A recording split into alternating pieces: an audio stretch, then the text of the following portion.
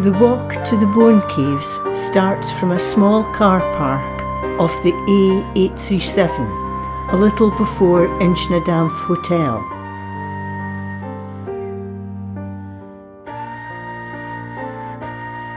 The path to the Bone Caves is very well marked and quite good until nearer the caves, where it becomes a bit steeper and quite narrow.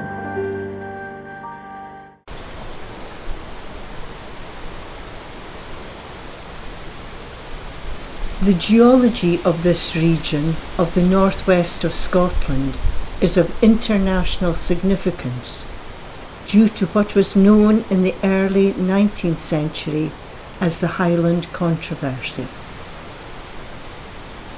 It was known that there appeared to be a strata of older rocks covering a layer of much younger limestone. This appeared to contradict the accepted geological theories of the time.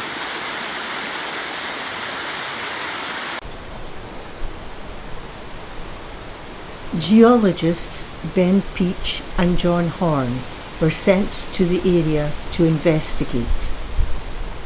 They established that the much older top layer had originated some 70 kilometres to the east of here. It had been thrust west over the young limestone rock layer by a process known as tectonic action.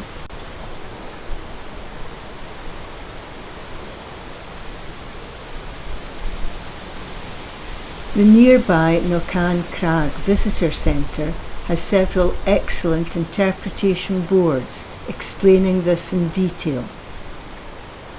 Located as it is in an area of limestone rock, the Inchnadamph National Nature Reserve is unique in Scotland.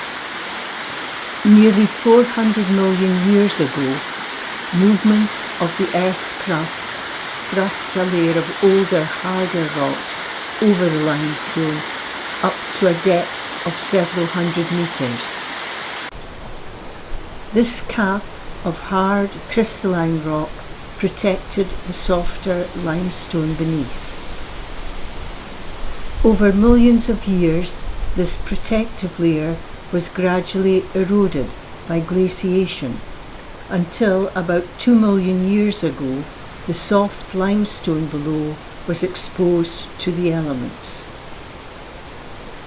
Rainwater could now penetrate and dissolve the limestone, widening existing cracks in the rocks, allowing a cave system to form.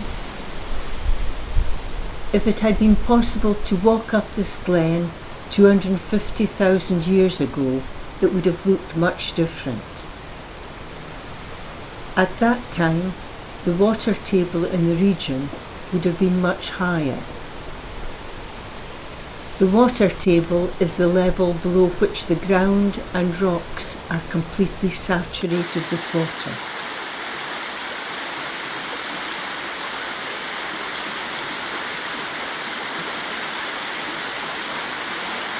It is clear that the ground level at that time was much higher, as the exits for the water are stranded halfway up the hillside.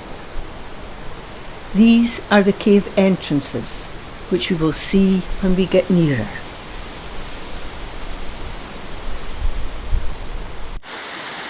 Glaciers dug out and lowered the valley floors by up to 500 feet, allowing the water table to lower and find this new level.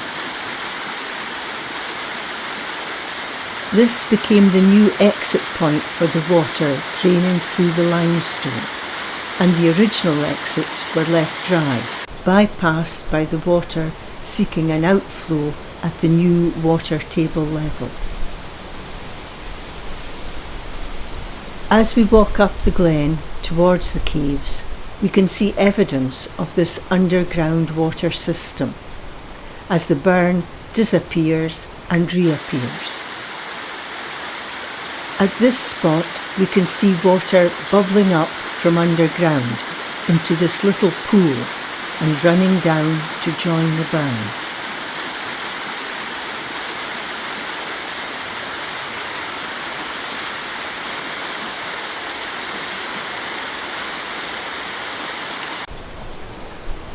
times the burn has disappeared completely, although it will probably be reinstated at times of flood.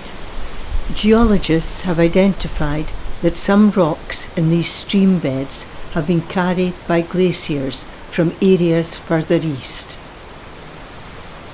From this, they know that glaciers, covering most of the land, travelled from east to west.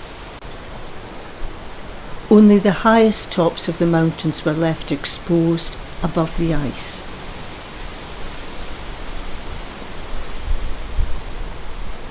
Eventually, the path branches and the route to the caves crosses the burn and heads up a series of steps. From this point on, walking poles are very helpful, as near the top it's quite steep. Geologists Ben Peach and John Horn instigated an excavation of the caves in 1889. This and subsequent excavations uncovered many animal bones. In total, over 1,000 pieces of reindeer antler have been found in the caves, with dates ranging from 47,000 to 8,300 years ago. One rare find was the skull of a northern lynx, dated to 1770 years ago. This is the only northern lynx ever found in Scotland. Other intriguing remains include a possible polar bear, Arctic fox, wolf, and brown bear. It's possible the bones were washed into the caves by melting glaciers.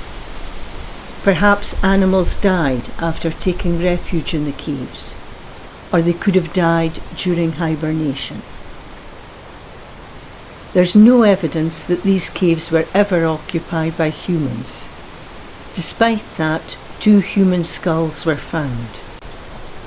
Radiocarbon dating suggests they were buried here between 2515 and 2720 BC. Perhaps the caves had some special significance for the local people of that time. Finds from the caves are kept at the Royal Museum of Scotland in Edinburgh. After leaving the caves, the path continues along the cliff face. It slowly descends before looping round and rejoining the outward path back to the car park.